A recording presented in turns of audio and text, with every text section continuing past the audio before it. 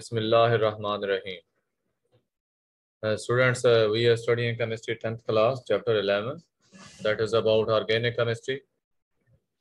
And today we are having second lesson of this chapter.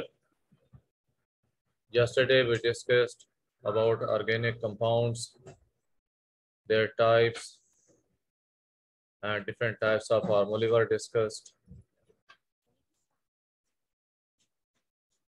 Names and structures, as well as condensed and structural formulae of hydrocarbons, they were explained. And after that, we also discussed classification of organic compounds. Different classes were explained. Our today's lesson is diversity and magnitude of organic compounds. Diversity and magnitude of organic compounds. Diversity का क्या मतलब है? Different types का होना. और magnitude का मतलब number, तादाद. कि जो ऑर्गेनिक कंपाउंड्स हैं इनकी टाइप्स भी बहुत ज़्यादा हैं और इनकी तादाद भी बहुत ज़्यादा है. टाइप्स मीन्स इनकी कैटेगरीज बहुत ज़्यादा है और मैग्नीट्यूड इनका यानी इनकी तादाद भी बहुत ज़्यादा है. तो इसकी हम रीजंस देखेंगे कि क्या वजूहात हैं कि ऑर्गेनिक कंपाउंड्स मुख्तलिफ किस्म के पाए जाते हैं और फिर बहुत ज़्यादा तादाद में क्यों पाए जाते हैं. आपको बताया गया कि टोटल 118 एलिमेंट्स हैं जो अब तक मालूम शुदा हैं. नंबर ऑफ ऑर्गेनिक कंपाउंड्स जो है मीन्स ये जो कार्बन कंपाउंड्स हैं या हाइड्रोकार्बन्स और उनके जो डेरिवेटिव्स हैं इनकी तादाद तकरीबन क्या है 10 मिलियन 10 मिलियन के करीब.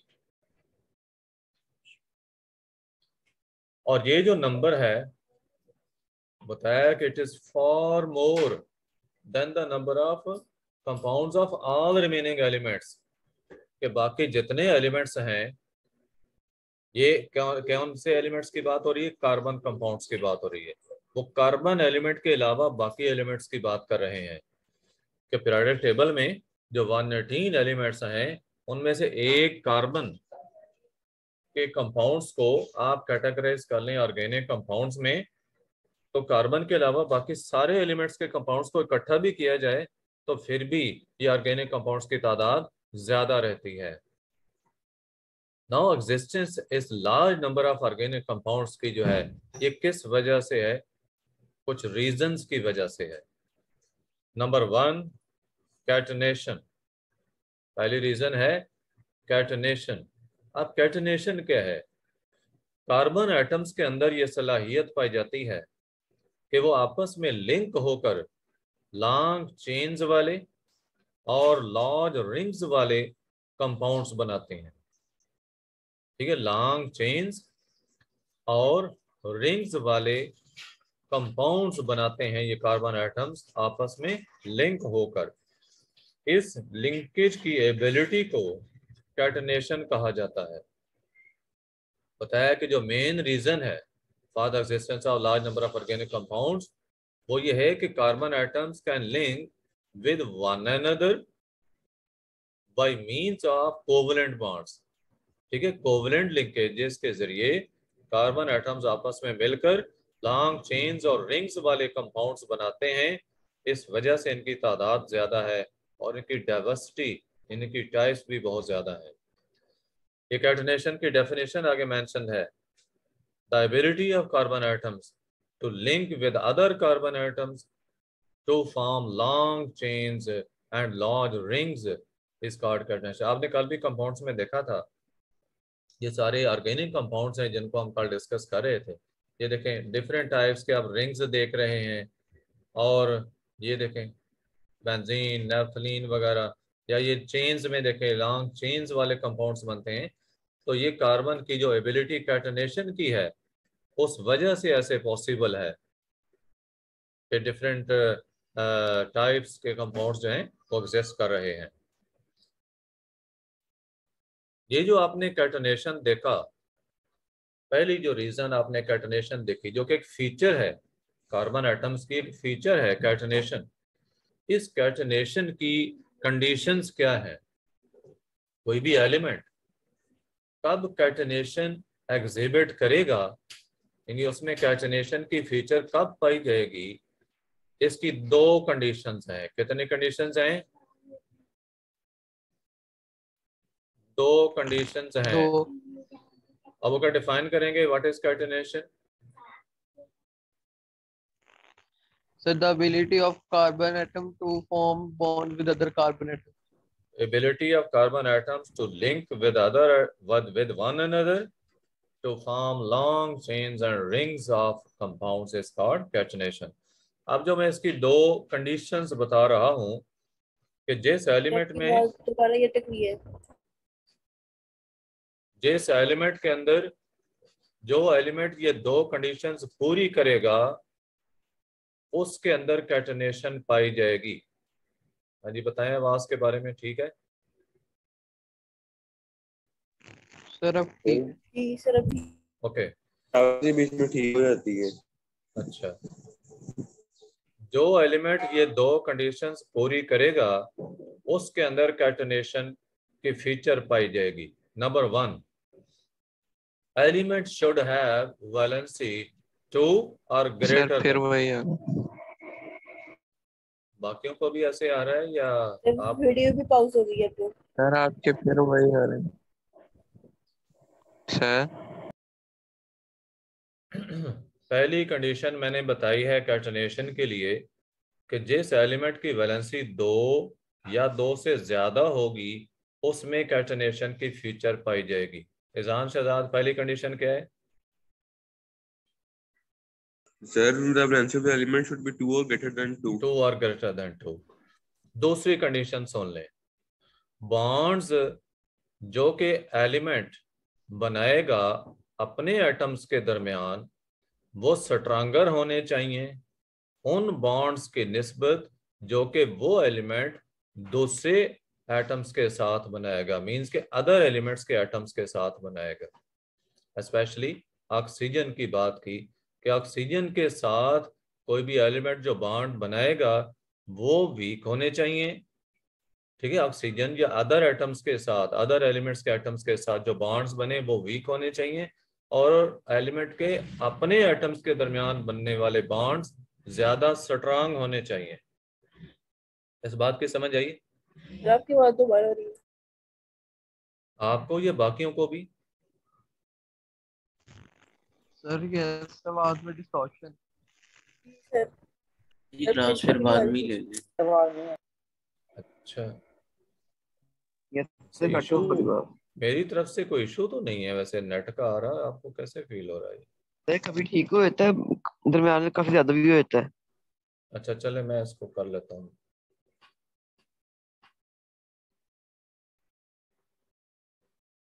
तो कोई भी एलिमेंट कैटनेशन उस वक्त कर सकेगा जब उसके अंदर जब वो दो कंडीशंस पूरी करेगा, और वो ये दो कंडीशंस हैं जिनमें पहली क्या है कि उस एलिमेंट की जो वैलेंसी है वो 2 या 2 से ज्यादा होनी चाहिए, और दूसरी ये कि वो एलिमेंट जो है उसके अपने एटम्स के दरमियान बनने वाले बॉन्ड्स ज्यादा स्ट्रांग होने चाहिए उन बॉन्ड्स की निस्बत जो कि वो दूसरे एलिमेंट के एटम्स के साथ बनाएगा।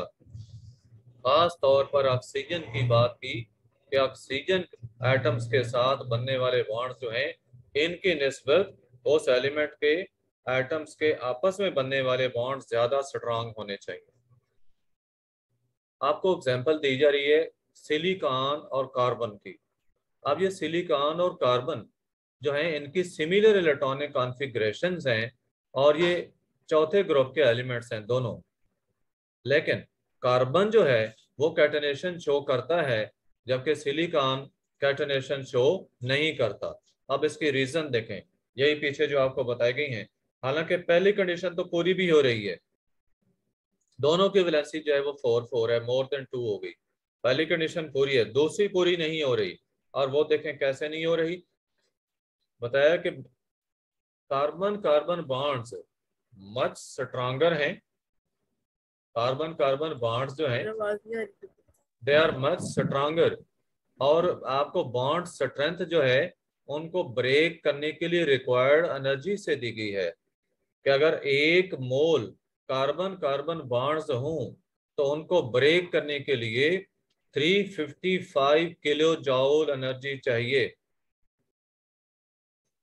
1 मोल कार्बन कार्बन बॉन्ड्स हों, उनको ब्रेक करने के लिए इजान कितनी एनर्जी चाहिए? सर 355 किलो जूल पर मोल। 355 किलो जॉल पर मोल चाहिए। अब इसको आपने कंपेयर करना है दूसरे एलिमेंट्स, दूसरी एनर्जीज के साथ जो अदर एलिमेंट के एटम्स के दरमियान है। सिलिकॉन सिलिकॉन जो बॉन्ड्स हैं, 1 मोल बॉन्ड्स को ब्रेक करने के लिए जो एनर्जी चाहिए वो 200 किलो जॉल है। अब देखें, सिलिकॉन और ऑक्सीजन बॉन्ड्स को ब्रेक करने के लिए 452 किलो जॉल पर मोल एनर्जी चाहिए, जबकि सिलिकॉन सिलिकॉन जो बॉन्ड्स हैं इनको ब्रेक करने के लिए 200 चाहिए। तो आप देख रहे हैं ये बॉन्ड स्ट्रेंथ इंडिकेट होती है, जितनी ज्यादा एनर्जी रिक्वायर्ड हो इसका मतलब होता है उतना बॉन्ड ज्यादा स्ट्रांग है।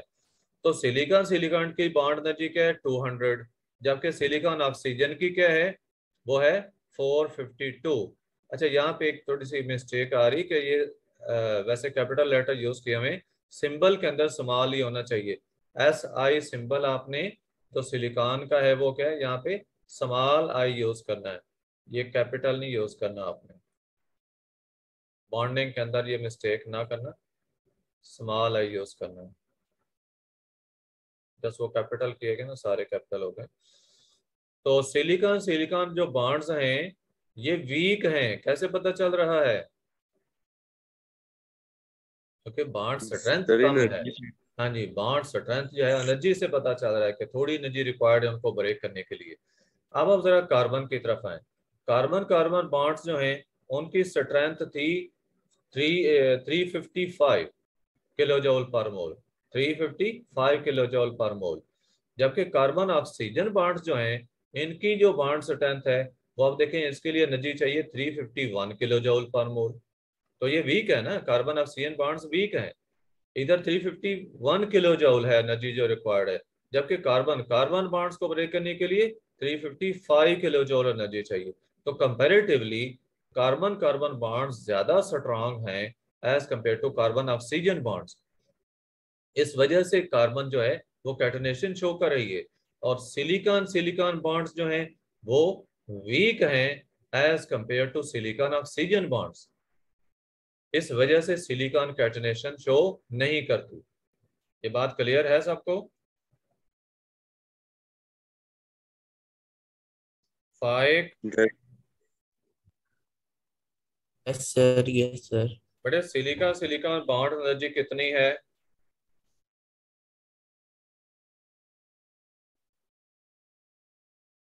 हाँ जी सर 200 फाइक, आप देख किलो रहे जॉल। हैं और सुन भी रहे हैं। सर आपकी आवाज कट रही है मेरे लिए। हाँ जी, बाकियों के लिए? No sir.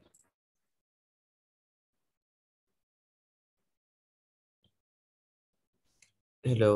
हाँ जी हाँ जी, सर आप आप सही आ रही है। सर वो ना इधर भी बारिश हुई थी तो फिर इधर का भी हुआ हुआ है।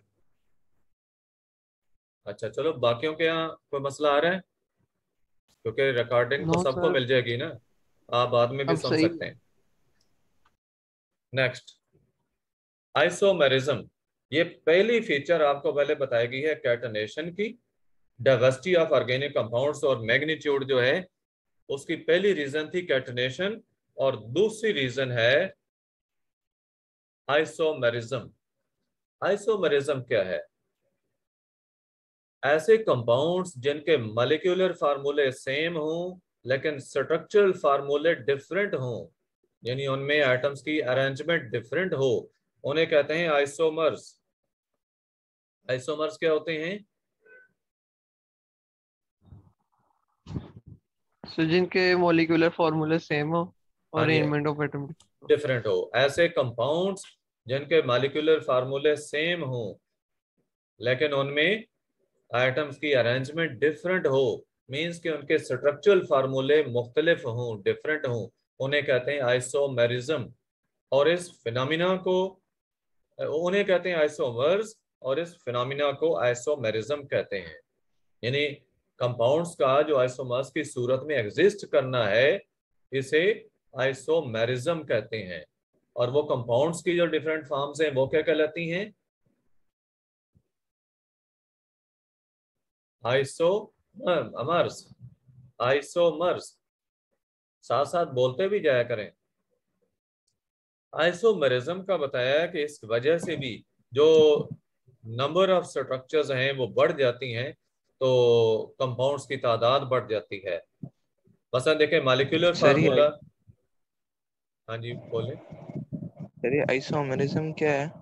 बेटे मैंने बताया कि कंपाउंड्स, ऐसे मेरी आवाज कंपाउंड्स ऐसे कंपाउंड जिनके मॉलिक्यूलर फार्मूले सेम हों लेकिन स्ट्रक्चर्स मुख्तलिफ हों, उनके अंदर एटम्स की अरेंजमेंट मुख्तलिफ होने की वजह से उन्हें आइसोमर्स कहते हैं, और इस फिनोमिना को आइसोमेरिज्म कहते हैं। इन एलिमेंट्स का सॉरी कंपाउंड्स का आइसोमर्स की सूरत में पाया जाना जो है इसे आइसोमेरिज्म कहते हैं। आपको एग्जांपल दे रहे हैं पेंटेन की। C5H12 क्या है? पेंटेन। इसका मॉलिक्यूलर फार्मूला तो C5H12 है। अब इसके अंदर आप अरेंजमेंट को देखें, पांचों एटम कार्बन के स्ट्रेट चेन में अटैच कर दें, ठीक है, तो ये स्ट्रेट चेन कंपाउंड बना N पेंटेन जिसको कहा। अगर आप एक ब्रांच बना दें, ठीक है, CH3 एक ब्रांच अटैच कर दिए, चार कार्बन स्ट्रेट चेन में लगाकर एक ब्रांच बना दी, तो यह है आइसोपेंटेन। और अगर आपने दो ब्रांचेस बना दी हैं तो न्यू पेंटेन। ये सारे आइसोमर्स हैं, ये तीनों क्या है? पेंटेन के आइसोमर्स हैं। मॉलिक्यूलर फार्मूले तीनों के सेम हैं जबकि स्ट्रक्चर्स डिफरेंट हैं। तो नंबर ऑफ आइसोमर्स का बताया कि increases with increase in number of carbon atoms in the given formula. ये कार्बन एटम्स की तादाद जैसे बढ़ती जाएगी तो आइसोमर्स की तादाद भी बढ़ती जाएगी। आइसोमेरिज्म क्लियर है?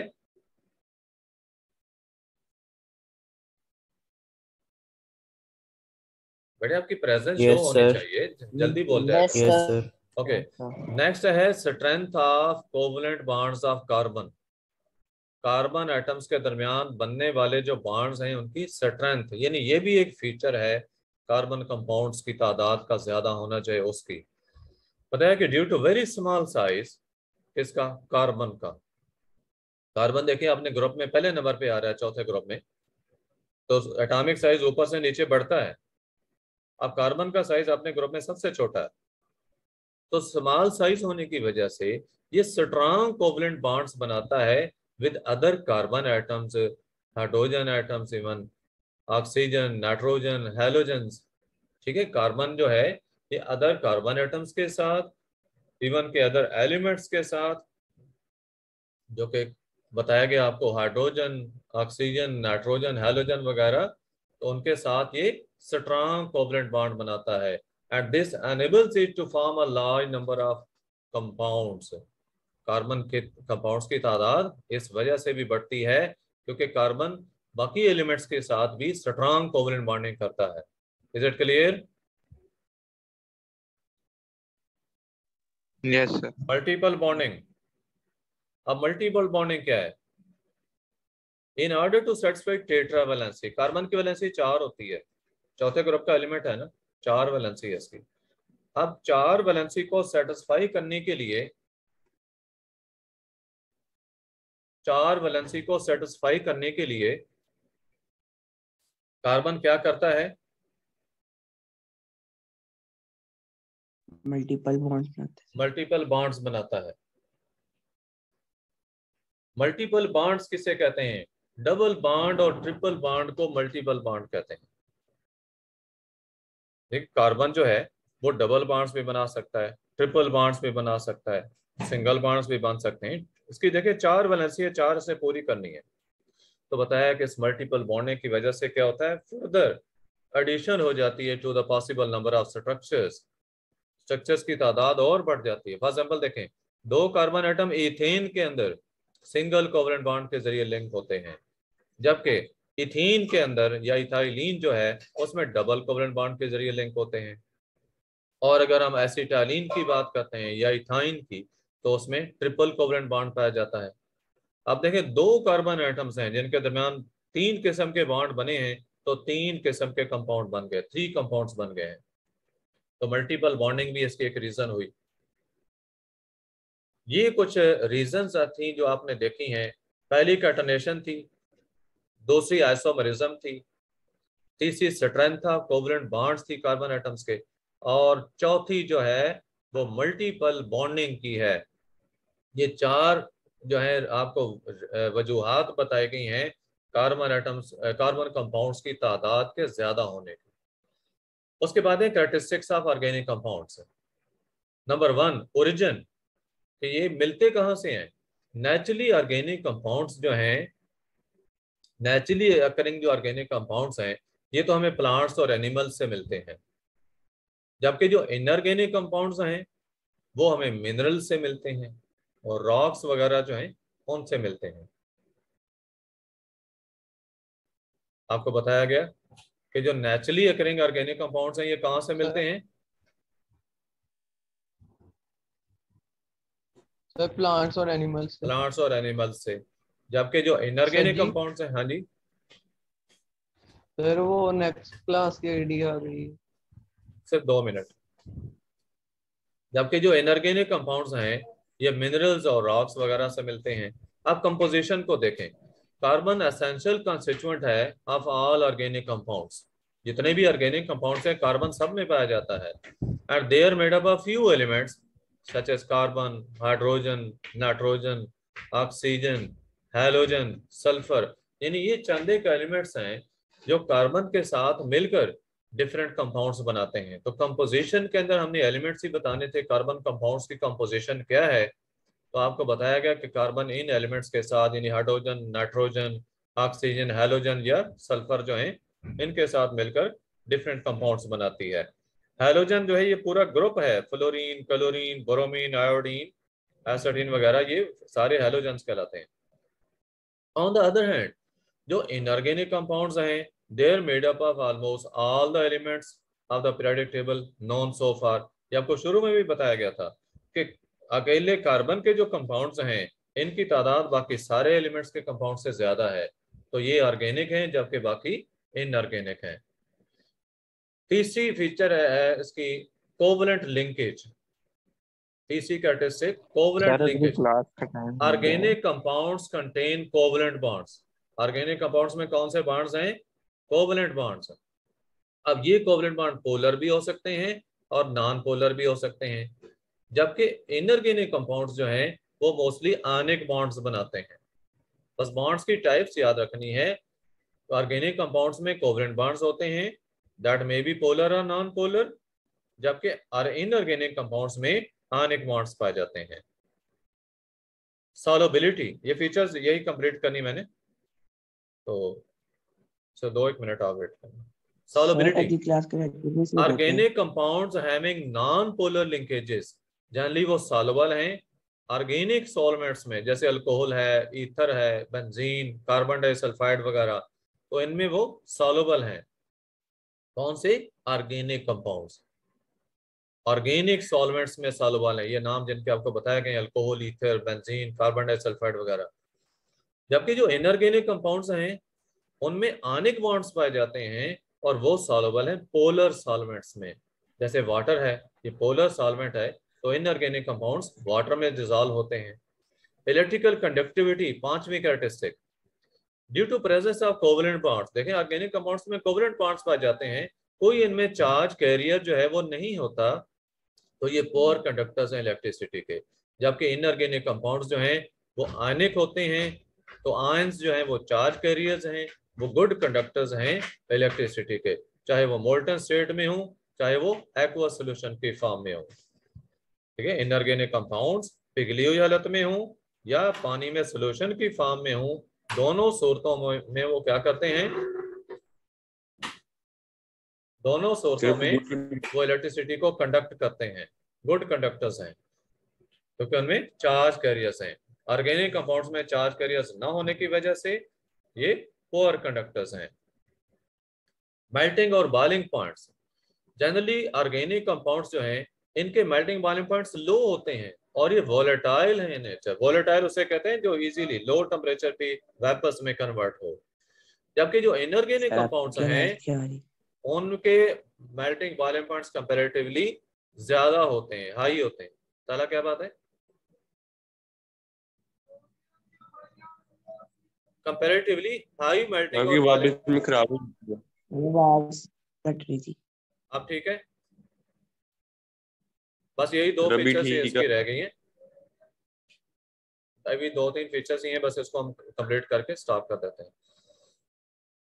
अच्छा, मेल्टिंग बॉइलिंग पॉइंट्स का आपको बताया गया कि इनऑर्गेनिक जो कंपाउंड्स हैं उनके हाई होते हैं क्योंकि उनमें आयनिक बॉन्डिंग है, और जो ऑर्गेनिक कंपाउंड्स हैं इनमें कोवलेंट बॉन्ड्स हैं तो इनके मेल्टिंग बॉइलिंग पॉइंट्स वीक होते हैं, मेल्टिंग बॉइलिंग पॉइंट्स लो होते हैं, इनके लो के टर्म यूज करें। स्टेबिलिटी, चूंकि ऑर्गेनिक कंपाउंड्स देखें इनके लो मेल्टिंग बॉइलिंग पॉइंट्स हैं तो दे आर लेस स्टेबल। देखिए स्टेबिलिटी तो डिपेंड करती है ना कि कितने आपको ज्यादा हीट करना पड़े किसी भी कंपाउंड को ब्रेक करने के लिए, तो इनके मेल्टिंग बॉइलिंग पॉइंट्स बहुत कम है, ये लेस स्टेबल है as compare to inorganic compounds. Combustibility, combustibility क्या होता है? बर्न करना। ऑर्गेनिक कंपाउंड्स जो हैं जिनमें हाई परसेंटेज कार्बन की होती है जनरली वो क्या है? कंबस्टिबल है। हाई परसेंटेज कार्बन की बताया कि वो कंबस्टिबल है। On the other hand inorganic compounds जो है वो मोस्टली नॉन कंबस्टिबल है। इनऑर्गेनिक कंपाउंड्स जो हैं वो नॉन कंबस्टिबल हैं, यानी इसके अंदर उनमें बर्निंग की फीचर नहीं पाई जाती, जलने की, जिस ऑर्गेनिक कंपाउंड्स में है। आप देख लें ऑयल्स वगैरह गैस जो भी हैं ये सारे क्या हैं? ऑर्गेनिक हैं, जो कि हम फ्यूल के तौर पे यूज करते हैं। आइसोमरिज्म जैसा अभी आपने देखा भी है कि मेन कैरेक्टरिस्टिक है ऑर्गेनिक कंपाउंड्स की जो कि इनको डिफरेंशिएट करती है इनऑर्गेनिक कंपाउंड से, तो इसके जो कंपाउंड्स हैं वो आइसोमरिज्म शो करते हैं। आइसोमरिज्म इनऑर्गेनिक कंपाउंड्स में बहुत ही रेयर है। नेक्स्ट है रेट ऑफ रिएक्शन। अब इनमें चूंकि कोवलेंट लिंकेजेस हैं ऑर्गेनिक कंपाउंड्स में, तो रिएक्शंस जो हैं ऑर्गेनिक कंपाउंड्स के वो मॉलिक्यूलर हैं इन नेचर और ये स्लो होते हैं, और इनको स्पेसिफिक कंडीशंस रिक्वायर्ड होती हैं, टेम्परेचर, प्रेशर, कैटलिस्ट वगैरह ऐसी कंडीशंस रिक्वायर्ड होती हैं इन रिएक्शंस को परफॉर्म करने के लिए। तो और जो आने कंपाउंड्स हैं उनमें तो देखिए आयंस होते हैं, आयंस होते हैं वो जैसे सोल्यूशन बनाएंगे वो डिसोसिएट हो जाते हैं, उनमें सिर्फ न्यू कॉम्बिनेशंस होनी है, जबकि इनके पहले बॉन्ड्स को हमें पहले ब्रेक करना पड़ता है फिर न्यू बॉन्ड्स बनते हैं। इस वजह से कोवलेंट लिंकेजेस जो हैं इनको रखने वाले कंपाउंड्स के रिएक्शंस स्लो होते हैं। यानी कोई क्वेश्चन? नो सर, शायद क्लास की 10 मिनट ऊपर हो गई है। ओके बेटा, then you join your next class. तो नेक्स्ट लेसन में हम इंशाल्लाह इसको कंप्लीट कर लेंगे, बाकी जो रहता है क्वेश्चन। ओके, अल्लाह हाफिज़। अल्लाह हाफिज़।